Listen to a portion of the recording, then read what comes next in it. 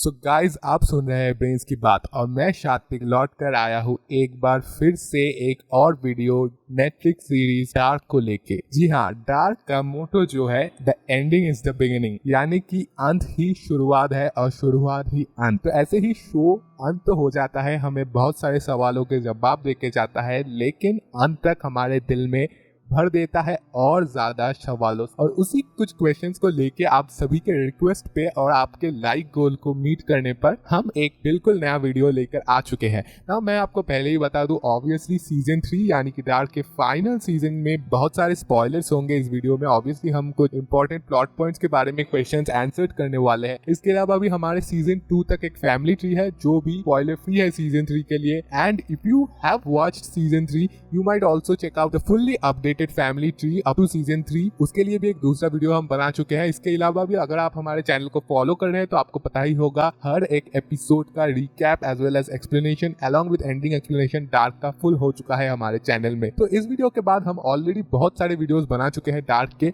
हम और एक वीडियो बनाने वाले हैं that is going to be about the things you missed in Dark. जो चीजें आप शायद देख के भी नजरअंदाज या फिर आप स्पॉट नहीं कर पाए, कुछ इंटरेस्टिंग डिटेल्स जो डार्क के सुपर क्लेवर शो राइटर्स हम ऑडियंस के लिए छोड़ गए हैं, specially for us fans to pick out. So वो सब अगर आपको देखना है वो वाला वीडियो तो इस वीडियो में गाइस प्लीज 100 लाइक ला दीजिएगा। तो अभी जाइए, किल दैट लाइक बटन। उसके बाद डार्क के बाद आप हमें कौन से शो का ऐसे एक्सप्लेनेशन या फिर रिकैप करना चाहेंगे वो हमें कमेंट में जरूर बताइएगा। It could be a Netflix series, it could be from any another streaming platform as well as TV show, और जो शो हाईएस्ट वोटेड होगा हम पूरी कोशिश करेंगे कि उस पर एक वीडियो आपके लिए जल्द से जल्द लाया जाए।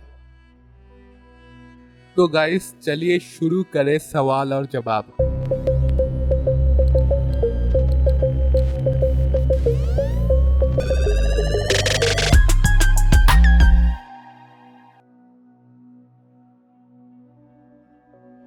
तो गाइस सबसे पहले सबसे जो इम्पोर्टेंट क्वेश्चन है इस शो का वो ये है कि वूलर का जो आई है वो मिसिंग है, हमें पता है पहले सीजन से, लेकिन उसके पीछे कौन सी कहानी है। हम देखते हैं जो कॉल्सन है वो पूछता है वूलर से कि तुम्हारा आई क्यों मिसिंग है, वो जवाब नहीं देता और ये क्वेश्चन आता ही रहता है। इवन एपिसोड के आखिर तक हमें एक टीज किया जाता है सीजन 3 के एंड तक कि उसका आई क्यों मिसिंग है, वो शायद हमें बताया जाएगा, लेकिन आखिर तक वो नहीं बताते। तो आखिर क्या है ये राज, क्या है ये कहानी, क्या इसका जवाब दिया गया है या नहीं?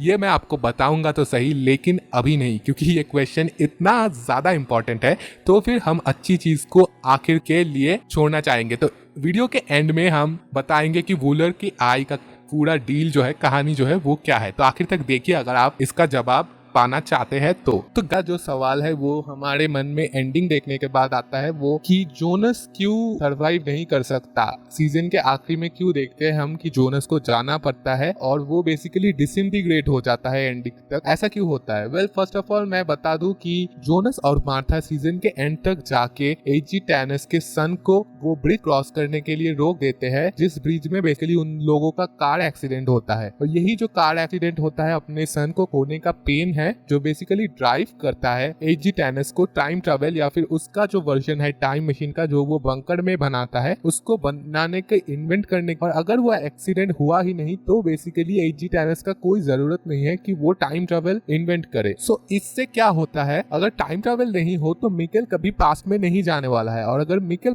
पास्ट में कभी ना जाए तो बेसिकली वो माइकल नहीं बनेगा और उसके हैना के साथ कभी यंग एज में उसे मीट नहीं होगा and eventually he won't become Jonas father. Moreover हमें ये भी पता चलता है वो टाइम ट्रेवल एक्सपेरिमेंट स्टॉप करने के बाद जो दो अलग वर्ल्ड्स है, एडम और ईवा के जो दो वर्ल्ड्स है वो भी cease to exist. So basically कोई पॉसिबिलिटी नहीं है कि जोनस इस दुनिया में पैदा हो और जोनस इस दुनिया में एग्जिस्ट करे। ऑन द अदर हैंड अगर आप पूछे कि मार्था क्यों नहीं एग्जिस्ट करेंगी, तो अगर जोनस नहीं एग्जिस्ट करेगा तो बेसिकली जोनस के साथ मार्था का कभी मीटिंग नहीं होगा एंड वो जो अननोन मैन है वो कभी पैदा नहीं होगा। और अगर अननोन पैदा नहीं होगा तो कभी उसके साथ एग्नेस का, और एग्नेस का भी जो बर्थ वो भी तो होता है हैना की बेटी सिल्जिया एंड बार्टोस के मिलने पर, तो वो भी कभी टाइम ट्रेवल ना होते हुए नहीं मिलेंगे। इवन हैना भी ईगॉन से नहीं मिलेगी। ऑन द अदर हैंड अगर एग्नेस के साथ अननोन का नहीं होता है तो कभी ट्रॉन्टे नहीं बर्थ करेगा, और अगर ट्रॉन्टे नहीं जन्मता है तो उल्रिक भी नहीं जन्मेगा, सो मार्था को भी एग्जिस्ट नहीं करना चाहिए। तो इतना कोड डिपेंडेंट है पूरा जो फैमिली ट्री है, तो सिर्फ जोनस मार्था ही नहीं और सारे कैरेक्टर्स कोई भी एग्जिस्ट नहीं करने वाले हैं, including characters such as Magnus, Franziska, Elisabeth, Charlotte, ये सब भी एग्जिस्ट नहीं करने वाले हैं। इस वर्ल्ड में कोई पॉसिबिलिटी ही नहीं है। देन अगर क्वेश्चन आते हैं ये सब अगर नहीं एग्जिस्ट कर रहे तो रेजिनिया कैसे एग्जिस्ट करेगी? वेल फर्स्ट ऑफ ऑल हम बता सकते हैं कि रेजिनिया पूरी तरह से ये जो टाइम ट्रैवल मिक्स है इसके बाहर है। फर्स्ट ऑफ ऑल मैं बता दूं क्लॉडिया भी बाहर है, क्योंकि ईगॉन और डोरिस फैमिली ट्री के कोई मेंबर के डायरेक्ट ब्लड लाइन से नहीं आते हैं, उन लोगों का पेरेंट्स अलग होता है। तो उन लोगों का जो डॉटर होता है क्लॉडिया, एंड हम देखते हैं क्लॉडिया एंड रेजिना का भी फादर कोई और होता है। तो इससे बेसिकली वो उन रेजिना का कोई ब्लड लाइन में डायरेक्ट कनेक्शन नहीं रहता है जो हमारा इंसेस्टुअस जो इनब्रेड फैमिली है उसके साथ। तो बेसिकली वो फैमिली ओनली पॉसिबल होता अगर टाइम ट्रैवल एग्जिस्ट करता, लेकिन रेजिना का कोई डायरेक्ट कनेक्शन ना होते हुए फैमिली ट्री से, उस फैमिली से, basically she can survive even after there is no time travel और there is no existence of Adam's and Eve's world.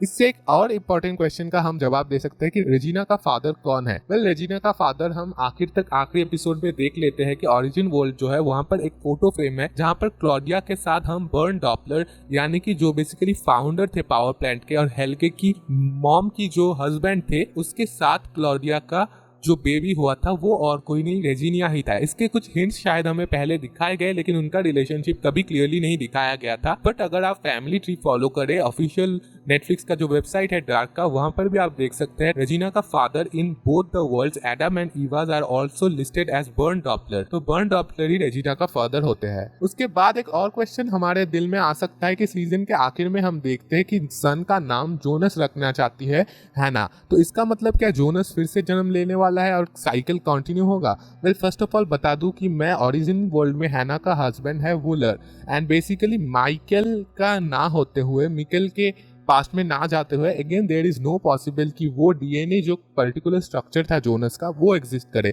तो इन एन वे हम कह सकते हैं कि शायद एज अ डेजा वू और fake paint memories from other universes हैना डिसाइड कर लेती है अपने सन को जोनस नाम देने का as a tribute to our Jonas उसके मेमोरी पे। लेकिन इसका ये मतलब नहीं कि वो सन भी जोनस होगा, क्योंकि अगर हम बायोलॉजिकली देखें तो जोनस का एग्जिस्ट करना इम्पॉसिबल हो जाता है उस इंसेस्टुअस इनब्रेड फैमिली के अलावा। इसके अलावा भी ये होने का चांसेस बहुत ही नैरो है। अगला जो बड़ा क्वेश्चन है दैट इज कैसे क्लॉडिया चीजें चेंज करती है, मतलब जो cycle to cycle changes Claudia ला रही है वो कैसे ला रही है, एंड इवन जो आज तक बड़ा चेंज करती है Claudia that is fixing everything, वो कैसे होता है। एंड क्या वो पैराडॉक्स नहीं होना चाहिए कि अगर टाइम ट्रैवल कभी इन्वेंट नहीं हुआ, अगर मार्था और जोनस के वर्ल्ड यानी एडम और ईवा के वर्ल्ड एग्जिस्ट नहीं करते, तो फिर वो लोग कैसे आएंगे उस वर्ल्ड से, कैसे साइकिल को इतना कुछ झेल के आखिर में क्लॉडिया उन दोनों को इनडायरेक्टली भेजेगी to stop the accident and to save Regina and basically stop the world from existing. क्योंकि अगर वो वर्ल्ड एग्जिस्ट ही नहीं करते, अगर टाइम ट्रैवल कभी इन्वेंट ही नहीं किया एजी टैनस ने, तो वो सब कैसे हुआ एंड वो कैसे आके एक्सीडेंट रोकते हैं। तो ये तो खुद ब खुद एक उलझी हुई चीज है। तो अगर हम ऐसा ना देखें, अगर हम चीज को थोड़े दूसरे एंगल से देखते हैं, तो बेसिकली हमें समझ में आएगा एक लूप होल होता है पूरे टाइमलाइन में, that is when the apocalypse occurs. हम देखते हैं कि समय कुछ वक्त के लिए रुक जाता है, एंड उसी चीज का फायदा हमेशा से ईवा लाती आई है अपने खुद के जो वर्ल्ड का जो साइकिल्स है उसको मेंटेन करने के लिए, अपने खुद के ट्रांसफॉर्मेशन के लिए। एंड इसी साइकिल का फायदा क्लॉडिया भी उठाती है जब वो एडम को कहती है कि वहां से तुम जोनस को ले आओ एंड ऑल्ट मार्था को लेके उसे भेज दो ओरिजिन वर्ल्ड में सब कुछ रोकने के लिए। ऑन द अदर हैंड हम अगर ओरिजिन वर्ल्ड का बात सोचे तो ऐसा हमें नहीं सोचना चाहिए। ऑन द अदर हैंड हमें ये सोचना चाहिए कि इसमें कुछ लूप होने नहीं वाला है, क्योंकि इवेंचुअली जो इन्फिनिट साइकिल्स का थिंग था वो हमेशा तभी होता था जब टाइम ट्रैवल इन्वेंट होता था। तो अगर हम ओरिजिन वर्ल्ड के टाइमलाइन को ऐसे देखें कि एजी टैनस अपना सन लूज करता है, फिर कुछ ही सालों में वो टाइम मशीन बना लेता है और दो वर्ल्ड्स को स्प्लिट कर देता है, और दो वर्ल्ड्स में इनफाइनाइटली साइकिल्स चलते रहते हैं until and unless one day Claudia discovers about the origin world and then tells everything to Adam, and Adam final decision लेता है जब वो जोनस और मार्था को भेजता है origin world में। तो ये जो इंसिडेंट हुआ ये लूप चलते हुए एक बार होता है, एंड वो लोग जाके पास्ट में जाके वो इंसिडेंट होने को रोक देते हैं। तो बेसिकली वो जो लूप बनने वाला था वो बनने से पहले ही रुक जाता है। लेकिन ये सब घटना हुआ नहीं, इसका कोई मतलब नहीं, ये सब घटना तो हो ही गया। वो लोग पास्ट में जाके जो रियलिटी होने वाला था उसको होने से रोक देते हैं एंड एक अलग रियलिटी हो जाता है। तो हमें इसको ऐसे कंसीडर करना चाहिए कि एक स्टार्टिंग पॉइंट होता है जब वर्ल्ड स्प्लिट होते हैं, पूरा सर्कल में घूमते हुए एक इटरेशन में सर्कल से बाहर जाके वो स्टार्टिंग पॉइंट में भी पहले जाके स्टार्टिंग पॉइंट को होने से रोक लेते हैं एंड उसके बाद साइकिल्स कभी चलना शुरू ही नहीं होता। तो बेसिकली इस तरह से देखा जाए तो मेक सेंस करता है एंड एंडिंग पैराडॉक्स नहीं होता है। इसके अलावा भी यहाँ पर एक इंटरेस्टिंग फैक्ट हम देख सकते हैं। इन एन वे एजी टैनस चाहता था कि वो अपने सन और डॉटर इन लॉ को फिर से एक बार जिंदा कर सके, उनको बचा सके। तो in an way he invented both this worlds who fought among themselves for cycles over cycles and eventually found out a way to save his son। तो इनडायरेक्टली एजिजानस अपने खुद के सन के बचाने को जो उसकी कोशिश थी उसमें हम कह सकते हैं कि कामयाब हुआ। इसके बाद एक और क्वेश्चन आता है कि क्लॉडिया को कैसे ओरिजिन वर्ल्ड के बारे में पता चला। I mean Adam and Eva are the big players right, उन लोगों को ये पता नहीं और किसी को पता नहीं, क्लॉडिया को कैसे पता चला। वेल फर्स्ट ऑफ ऑल मैं बता दूं, क्लॉडिया दोनों वर्ल्ड में ऑलरेडी ट्रैवल करती थी ओवर 33 ईयर्स एंड वो इतना ट्रैवल की कि इवेंचुअली उसको थोड़ा बहुत चीज़ें समझ में आने लगी, कुछ ज़्यादा ही, क्योंकि एडम और ईवा तो खुद बिजी थे अपने वर्ल्ड के साइकिल्स या फिर अपने वर्ल्ड के साइकिल्स को ब्रेक करने में और मेंटेन करने में। On the other hand Claudia का सोल एम था अपने खुद के डॉटर को बचाना और इसके लिए वो किसी भी हद तक जा सकती थी। तो बेसिकली उसे पता जब चला कि उसके डॉटर का फादर बर्न डॉपलर है, टोरंटे नहीं, तो वो ये फिगर आउट कर चुकी थी कि उसको ये जो इंसेस्टस फैमिली है जिसको वो अच्छी तरह से स्टडी कर चुकी थी साइकिल ओवर साइकिल अपने यंग और ओल्डर सेल्फ के साथ इंफॉर्मेशन एक्सचेंज करते हुए, कि रेजिना किसी भी तरह से इस फैमिली या ब्लड लाइन से डायरेक्टली कनेक्टेड नहीं है। तो इससे उसे और भी पता चला कि और भी बहुत सारे लोग हैं जो इस ब्लड लाइन से कनेक्टेड नहीं है। तो उसको बेसिकली ये पॉसिबिलिटी पिन पॉइंट करने में ईजी हुआ कि जो लोग साइकिल से कनेक्टेड है वो ऑब्वियसली इस जो साइकिल्स है और ये जो दो वर्ल्ड्स है इनको तो वो शुरू नहीं कर सकते, शुरू सिर्फ वही कर सकते हैं जो साइकिल से कनेक्टेड नहीं थे यानी कि पहले से थे। अब अगर कैंडिडेट्स को देखें तो उनमें से पढ़ते हैं हैना, Katharina, then we have Regina herself and other members. Probably none of them are capable of inventing time travel except सिर्फ एक है जो वॉच मेकर, जिन लोगों को एक्चुअली वो ऑलरेडी यूज कर चुके हैं टाइम ट्रैवल को, टाइम मशीन को फिक्स करने में। इवन वो जो बुक है वो भी उसी का लिखा हुआ है। तो इससे हमें ये समझ में आता है शायद उसे इन सारे चीज़ों के बारे में कुछ पता होगा। इवन जो उसके पूर्वज है वो भी टाइम ट्रैवल को लेके बहुत ज़्यादा कंसर्न थे और देखा जाए तो वही एक आदमी था जो ओरिजिन वर्ल्ड में भी अपना फैमिली को खो चुका था और यहाँ पर भी। तो अगर वो फैमिली खोआ है तो ये ऑब्वियसली एक मोटिव बन सकता है उसको टाइम ट्रैवल इन्वेंट करने में। तो इससे ही क्लॉडिया बेसिकली डिड्यूस करती है अपने स्ट्रॉन्ग डिडक्शन पावर से कि ऑब्वियसली एजी टैनस ही होगा जो टाइम ट्रैवल स्टार्ट किया था और यहाँ पर इन दो वर्ल्ड्स के अलावा भी एक और वर्ल्ड चाहिए जहाँ पर बेसिकली ओरिजिन घटता है। ना बहुत लोग ये सवाल भी कर रहे हैं कि पता नहीं टनल में क्या होता है 86 में जो हम ऐसा वियर्ड इंटरस्टेलर के टाइप का काइंड ऑफ सीन देखते हैं जो ब्लू लाइट से भरा हुआ है, जो अलग ही किसी डायमेंशन में लगता है। तो वो सीन मेरे हिसाब से अगर पूछा जाए तो मैं बताऊंगा कि वो सीन टाइम और स्पेस के बैरियर्स के बाहर होता है। So it is beyond a particular time और space, it is like a extra terrestrial और रैदर अ टेम्पोरल जोन जो क्रिएट हो जाता है जब बेसिकली टाइम ट्रैवल होता है। और क्योंकि उस वक्त बेसिकली जो एजी टैनस का वर्ल्ड है वो splits up into two worlds, तो हम ये भी बता सकते हैं कि शायद वही था जो पॉइंट जहाँ पर मार्था और जोनस एग्जिस्ट कर रहे थे। एंड वो जो पोर्टल्स देखते हैं वो ऑब्वियसली किसी और टाइम का पोर्टल देखते हैं जब उनके वर्ल्ड ऑलरेडी क्रिएट हो चुके हैं। But that to me is a indication कि वो जो वर्ल्ड क्रिएट होंगे एक में मेन कैरेक्टर मार्था होगा, दूसरा में मेन कैरेक्टर जोनस होगा, क्योंकि वही के ग्लिम्सेस देखते हैं और वो एक दूसरे को जो वहां से देखते हैं तो वो हमें ये जो उन दोनों का अट्रैक्शन है या बॉन्ड है जो नेवर एंडिंग है, जो इतना ज्यादा स्ट्रांग है, उसका भी थोड़ा बहुत अंदाजा देते हैं क्योंकि वो काफी चाइल्डहुड में एक दूसरे को देख चुके थे, तभी से उन दोनों में ये कनेक्शन बन चुका था। इवन जब वो एजी टैनस टाइम ट्रैवलिंग मशीन ऑन करता है उस बंकर में, तभी वो दोनों भी बंकर के ठीक नीचे टनल में मौजूद होते हैं। इसीलिए शायद हम कह सकते हैं जोनस और मार्था का वहां पर मौजूद होना in turn creates the origin, that in turn creates to world, जहां पर एक वर्ल्ड में जोनस मेन है और दूसरे वर्ल्ड में मार्था मेन है। तो शायद उनका प्रेजेंस ही इनडायरेक्टली ये इन्फ्लुएंस करता है, ये भी हम कह सकते हैं। इसके बाद हमें एक और क्वेश्चन आता है, दैट इज एडम को कैसे मार्था के वर्ल्ड के बारे में पता चला। वेल फर्स्ट ऑफ ऑल इसके लिए दो रीजंस हो सकते हैं।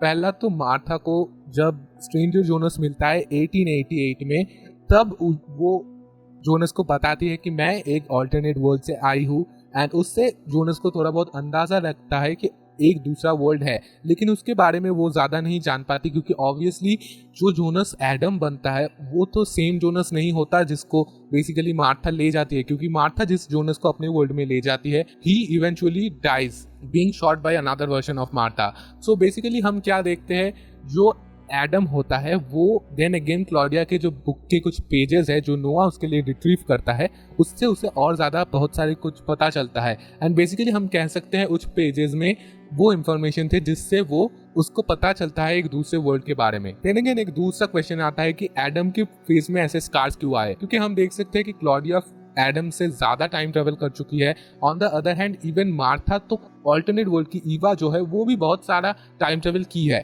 नोआ ने टाइम ट्रेवल किया है, बहुत लोगों ने बहुत ज़्यादा टाइम ट्रेवल किया है। हाँ शायद जोनस ने कुछ ज़्यादा यंग एज में शुरू किया था, लेकिन हम देख सकते हैं वो स्ट्रेंजर जोनस बनने तक ठीक ठाक था, तो अचानक से 10-20 साल में इतने सारे मार्क्स कैसे आ गए उसके फेस में, क्योंकि उस बीच तो वो अभी तक टाइम ट्रेवलिंग मशीन में काम कर रहे थे, उन्होंने तो फिनिश भी नहीं किया था टाइम ट्रेवलिंग जो मशीन था। तो बेसिकली इसका एक एक्सप्लेनेशन हो सकता है। हम देख सकते हैं कि एक बार जब टेस्ला कॉइल से जोनस वो डार्क मैटर को काम करवाने के लिए कोशिश कर रहा था, तब उसका हाथ पूरा जल जाता है एक लाइटिंग बोल्ट लग के, तो शायद ऐसा ही कुछ हुआ था, एंड इवेंचुअली और ज़्यादा एक्सीडेंट्स हुए थे टाइम ट्रैवलिंग मशीन बनाने में, या फिर फेल्ड कुछ टाइम ट्रैवल के एक्सपेरिमेंट से, जो इवेंचुअली उसके फेस में वैसा होने में लीड किया, एंड इवेंचुअली बाकी लोग जब टाइम ट्रैवल किए थे तब सब कुछ स्मूथली रनिंग कर रहा था, इसीलिए शायद उन लोगों का ऐसा कोई मार्क्स नहीं है फेस में। ओके नाउ एक और क्वेश्चन है कि एक सीन जब हम देखते हैं सीजन 3 में, वहाँ पर हम देखते हैं एक नहीं दो नहीं, देयर आर 4 मार्थास टुगेदर। जी हाँ, एक साथ 4 मार्था को देखते हैं। तो आपको क्वेश्चन होगा कि 4 मार्थास एक साथ एक टाइम में कैसे आ सकते हैं, and how is this possible. Well ये काफ़ी सिंपल है। पहला जो 2 मार्थास है उनमें से एक है ईवा, जो है oldest version of Martha, so वो बेसिकली फ्यूचर से वहाँ पर आई है, and then there is the stranger Martha जिसको हम कह सकते हैं। She is middle aged, quite about the age of stranger, and she is from a future where it is a barren land, island पूरा डेजर्ट बन चुका है दुनिया, एंड सो बेसिकली वो 2052 से है हम कह सकते हैं। तो ये गए 2 बेसिकली मार्थास जो फ्यूचर से आए हैं, लेकिन हम 2 यंग मार्थास देखते हैं, ये कैसे पॉसिबल है। वेल मैं बता दूं, ये 2 मार्थास बेसिकली एक ही है, मतलब वो एक ही एज ग्रुप के है, शायद कुछ डेज का उनमें अंतर है। सो बेसिकली क्या होता है, जो पहला मार्था है जो बेसिकली जोनस के साथ ईवा के ऑफिस में घुसती है, वो और कोई नहीं, वो मार्था है जो अभी तक नॉर्मल लाइफ लीड कर रही थी अपनी येलो जैकेट पहन के, और जोनस से रिसेंटली मिली है, and basically she gets pregnant with Jonas child. But उसके बाद हम देखते हैं एक क्वांटम एंटेंगलमेंट का स्कीम आता है, जहां पर मार्था के 2 अलग वर्जन्स बन जाते हैं। एक मार्था वो है जो जोनस को जाके बचा लेती है एपोकलिप्स के होने से, एंड जोनस को इस वर्ल्ड में अपने वर्ल्ड में पास्ट में छोड़ जाती है, ताकि अगेन वो जाके अपने पास्ट सेल्फ से मिल सके। और दूसरा जो मार्था है उसे बार्थॉस स्टॉप कर लेता है सेव करते हुए, ये बन जाता है दूसरा वर्जन, जो ईवा के पास जाती है तो ईवा उसका फेस कट कर देती है और उसके हाथ में गन देके जोनस को सही वक्त पर शूट करने को कहती है। तो ये हो जाती है हमारी दूसरी मार्था, एंड इवेंचुअली हम देखते हैं इस तरीके से एक सीन में 4 मार्थास होते हैं, एक जो जोनस को शॉट करती है और दूसरा जो जोनस की शूट होने पे मोन करती है, and other 2 are the older versions of her. And मैं बता दूं, ये दोनों ही मार्था जो है अभी तक अपने कोख में जोनस का सन कैरी कर रहा है, और जो दूसरा वर्जन था जो जोनस को बेसिकली यहाँ पर छोड़ गई थी, वो इवेंचुअली 1888 में जाती है और एडम के पास लौट जाती है, and Adam kills her. But वो वर्जन भी जोनस के किड को कैरी कर रही थी, लेकिन क्वांटम एंटेंगलमेंट की वजह से एक और वर्जन रह जाती है यहाँ पर, जो eventually grows up to become stranger Martha, जो इसी रूम में मौजूद है, एंड अल्टीमेटली द ईवा और the older Martha, and also gives birth to the unknown man. Now इसके बाद एक आखिरी क्वेश्चन हम कह सकते हैं कि अननोन मैन को आखिर ओरिजिन क्यों बोला जा रहा है, वो इतना इंपॉर्टेंट क्यों है 2 वर्ल्ड के लिए ही, एपोकलिप्स के लिए भी इतना इंपॉर्टेंट क्यों है। फर्स्ट ऑफ ऑल हम देखते हैं वो छोटे छोटे करके बहुत सारे काम करता है। पहला तो वो पावर प्लांट का जो डील है वो बनने के लिए उसका सिग्नेचर करवाता है फोर्स करके, ताकि पावर प्लांट टाइम तक बन सके। एंड इसके लिए ही शायद ओरिजिन वर्ल्ड में हम देखते हैं कि कोई पावर प्लांट नहीं है, वो एम्प्टी है पूरा बैकग्राउंड। उस स्ट्रीट का जो स्ट्रीट हम बार बार देखे हैं जिसके बैकग्राउंड में पावर प्लांट होना चाहिए, उसका कुछ धुआं भी नहीं है रात के सीन में। क्यों? क्योंकि वहां पर पावर प्लांट एग्जिस्ट नहीं करता, क्योंकि वहां पर अननोन गाय एग्जिस्ट ही नहीं करता, जोनस और मार्था का सन। इसके अलावा भी हम देखते हैं कि वो पावर प्लांट के जो डायग्राम्स है वो चुरा लेता है क्लॉडिया के असिस्टेंट से। And eventually he also takes the key of the power plant from older guy that is Bernd Doppler, जो व्हील चेयर में होता है, उसे मार के उससे की ले लेते हैं। एंड इवेंचुअली वो पावर प्लांट में जाके वो सीड प्लांट कर देते हैं, जो बेसिकली जिससे एक्सीडेंट होता है 86 में। एंड इवेंचुअली उसी एक्सीडेंट के कवर अप को इन्वेस्टिगेट करते हुए एपोकलिप्स शुरू हो जाता है बोथ वर्ल्ड्स में। ऑन द अदर हैंड उसका एक और इम्पॉर्टेंट रोल है, वो टाइम ट्रैवल जो है उसको पहले स्प्रेड होने से रोक देता है ओल्ड मैन टैनस को मार के। क्योंकि अगर वो ओल्ड मैन टैनस को नहीं मारता तो टेलीग्राम भेज देता जिससे सारी दुनिया जान जाती टाइम ट्रैवल के बारे में, और शायद विंडन इतना भी ज़्यादा सेल्फ सेंटर्ड सेल्फ कंटेंट नहीं रहता एंड टाइम ट्रैवल का टेक्नोलॉजी के लेके और ज़्यादा बहुत कुछ हो सकता था जो बेसिकली ये जो फैमिली है उसको हर्ट कर सकता था। और इस फैमिली के जो बीच में एकदम सेंटर में जो गांठ है जो दो वर्ल्ड्स का, वो भी यही अननोन मैन सिग्निफाई करता है, क्योंकि basically he is the son of both people from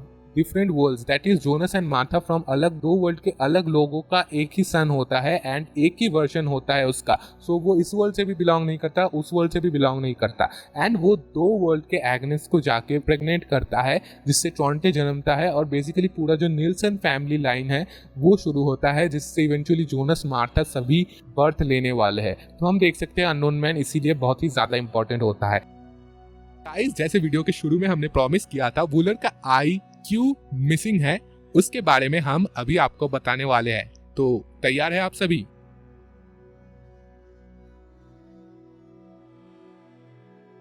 now ये वीडियो कुछ ज़्यादा ही लंबा हो जा रहा है, बट क्वेश्चंस ऑब्वियसली एंड नहीं हो रहे। तो मैं बता दूं गाइस, ये कुछ ज़्यादा ही इंपॉर्टेंट क्वेश्चंस थे जिसका एक्सप्लेनेशन देना हमने ज़रूरी महसूस किया। लेकिन इसके अलावा भी बहुत सारे क्वेश्चंस हैं इस शो को लेके। तो अगर आपके दिल में भी कुछ और क्वेश्चंस है तो आप ऑब्वियसली जाके कॉमेंट में हमें बता सकते हैं। And you can also like this video and let us know if you want a part 2 of question answers. Well, अभी के लिए मैं यहीं पर एंड करना चाहूंगा क्योंकि ज्यादा लंबा नहीं कर सकता, कुछ अगले वीडियो के लिए बचा रखते हैं। और हमने ऑलरेडी कहा है कि अगर आप ये वाला वीडियो देखना चाहते हैं और या फिर दूसरा जो टाइमलाइन वाला वीडियो है या फिर थिंग्स यू वाला मेंस वाला वीडियो है, तो आपको सब्सक्राइब करना होगा, साथ ही आपको क्लिक करना होगा bell icon. Then only you will get to know when the videos drop. हमारे चैनल में ऐसा और बहुत सारे वीडियोस है, बहुत सारे टीवी सीरीज के हम ऐसे explanations and other discussion videos बनाते हैं, not only Netflix but other streaming services too. So if you want to check those out, please do subscribe and check out our channel. Follow us on our social media. This is Shartik signing off for this video. Goodbye.